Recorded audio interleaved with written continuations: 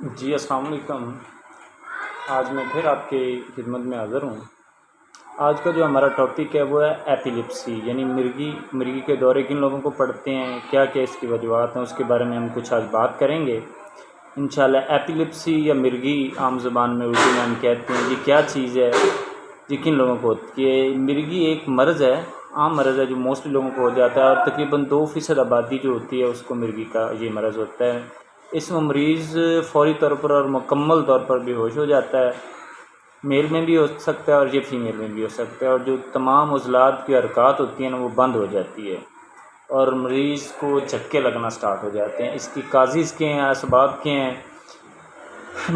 یہ مرض جو ہوتا ہے نا خاندانی بھی ہو سکتا ہے، جیسے جینیٹیکلی ایک نسل سے دوسری نسل میں یہ ٹرانسفر ہوتا ہے، ٹھیک ہے۔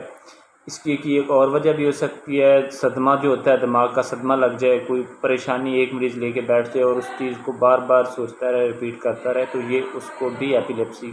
میں کنورٹ ہو سکتا ہے۔ یا دماغ میں سوزش ہو، انفلامیشن ہو دماغ میں، یا رنج و غم، غصہ وغیرہ، اور انتھڑیوں میں جو ورم ہوتا ہے نا، انتھڑیاں جو ہوتی ہیں پیٹ میں ورم ہوتا ہے، اس کی وجہ بھی ہو سکتا ہے، اور اعضائے تناسل جو ہوتے ہیں اس میں ورم وغیرہ اس کا سبب بنتے ہیں، ٹھیک ہے۔ اس کے بعد یہ جو چھوٹے بچے ہوتے ہیں ان میں موسٹلی جب بچے دانت نکال رہے ہوتے ہیں، دانتوں کا نکلنا جو ہوتا ہے یہ بھی ایپیلیپسی کا سبب بنتا ہے۔ اس کے علاوہ جو پیٹ میں کیڑے ہوتے ہیں یہ بھی مرگی کی وجہ بن سکتے ہیں۔ عورتوں کو دوران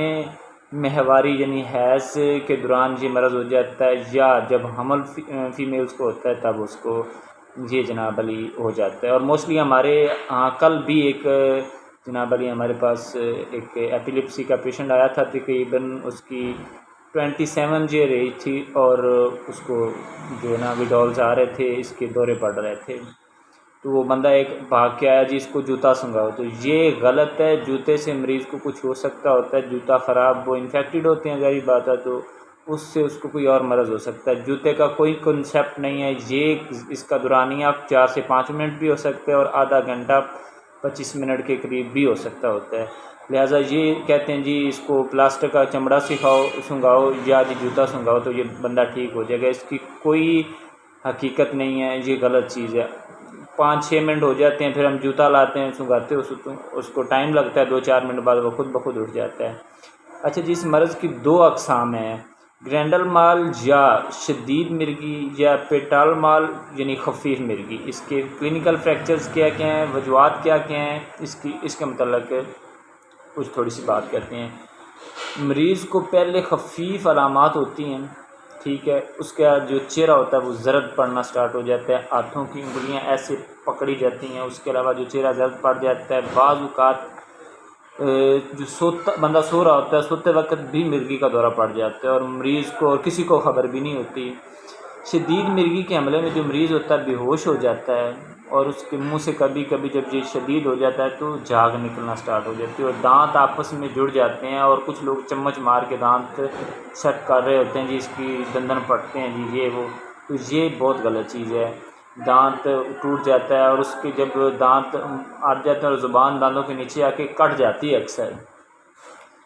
پھنس جاتے ہیں نا جب دانت، اس میں زبان آ کر جو ہوتی ہے وہ دانتوں کے درمیان آ کر کٹ جاتی ہے، مریض بے ہوشی میں اس کا پیشاب نکل جاتا ہے، پخانہ نکل جاتا ہے، یورین پاس ہو جاتا ہے اس کا، اور اس کو خبر نہیں ہوتی۔ مریض کو اتنے جھٹکے ہوتے ہیں، وہ بے ہوش ہوتا ہے، پھر ہوش میں آتا ہے، اور اس کے بعد پھر بے ہوش ہو جاتا ہے، ٹھیک ہے۔ یہ اس کی چند علامات ہیں۔ اس کے بعد جو اس کا ڈائیگنوز ہے، علامات کیا کیا کرنی ہے اس کی، مطلب ہے ڈائیگنوز کا مطلب ہے کہ اس کو ہم نے کیسے پتہ کرنا ہے، اس کے لیے کیا کیا چیزیں ضروری ہیں، ریکوائرمنٹس کیا کیا ہیں۔ ڈائیگنوز میں مریض کے دماغ کا جو سی ٹی اسکین ہوتا ہے نا وہ کروایا جائے، ڈاکٹر کنسلٹنٹ کی مدد سے، خود نہ جا کے کروائیے گا، کیونکہ اس میں سے بھی ریز گزر رہی ہوتی ہیں، تو ڈاکٹر جو آپ کا سی ٹی اسکین کروائے گا، اس کے بعد ایک EEG ٹیسٹ ہوتا ہے وہ کروائے گا۔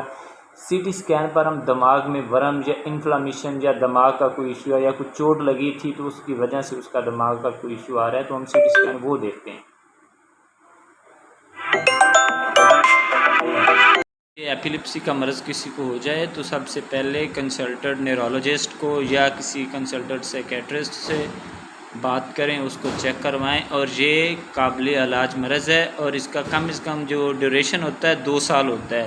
اگر 2 سالوں میں آپ نے 2 یا 3 دن بھی میڈیسن چھوڑ دی اپنی مرضی سے، آج نہیں کھائیں گے تو کیا ہو جائے گا، پھر سے دوبارہ سے 2 سال کا آپ کو دوبارہ سے کورس کرنا پڑے گا۔ کچھ لوگوں کو زیادہ عرصہ 2 سال سے بھی چلانا پڑتا ہے تاکہ وہ جلدی ریکور ہو جائے۔ اگر 1 یا 2 دن بھی آپ نے جو ہے میڈیسن مس کر دی، نہ لی، اور اپنے مرض اور حکیم حضرات کے پاس چلے گئے تو یہ دوبارہ سے آپ کو پھر سے 2 سال کا ڈیوریشن لینا پڑے گا، اور یہ قابل علاج مرض ہے، نہ کہ یہ